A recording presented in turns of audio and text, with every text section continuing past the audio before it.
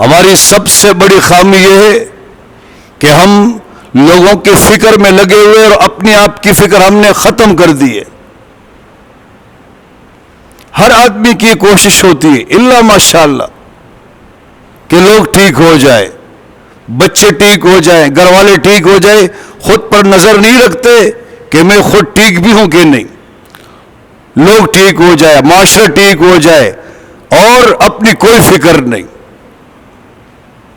اگر قرآن کا اسلوب دیکھے، قرآن ہم سے یہ کہتا ہے کہ اس معاشرے کی اصلاح اپنے آپ سے کرے.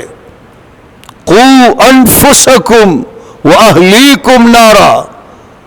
اللہ فرماتے ہیں سب سے پہلے اپنی فکر کرے، اپنے آپ کو جہنم کی آگ سے بچائے اور پھر دوسرے نمبر پہ اپنے گھر والوں کو جہنم کی آگ سے بچائے. گویا اللہ نے ہمیں یہ سمجھایا کہ تم سب کے سب جہنم کے کنارے پہ کھڑے ہو، گرنے والے ہو. یا ایھا الذین آمنو، مسلمانوں سے کہا جا رہا ہے جہنم میں گر رہے ہو، اپنے آپ کو بچ. یہ نہیں فرمایا اور لوگوں کو بچاؤ، فرمایا اپنے آپ کو. قوا انفسکم، اپنے آپ کو اور پھر اپنے گھر والوں کو جہنم کی آگ سے بچاؤ. آج اپنی فکر نہیں ہے تو ہمیں چاہیے کہ ہم سب سے پہلے اپنی فکر کریں. اگر ہم یہ چاہتے ہیں کہ معاشرہ ٹھیک ہو جائے، ہمارے بچے نیک ہو جائے، گھر والے نیک ہو جائے، خاندان والے نیک ہو جائے، ہم اپنی اصلاح شروع کر رہے، اپنی اصلاح کی فکر کریں.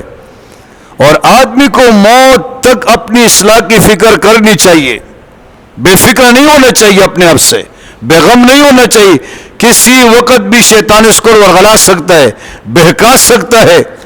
جس وقت انسان اپنے آپ سے مطمئن ہو جائے نا کہ بس میں نیک، میں متقی، میں پرہیزگار، میں مزکی، میں نمازی، میں حاجی، میں روزہ دار، میں فلاں، بس یہ تباہ ہو گیا.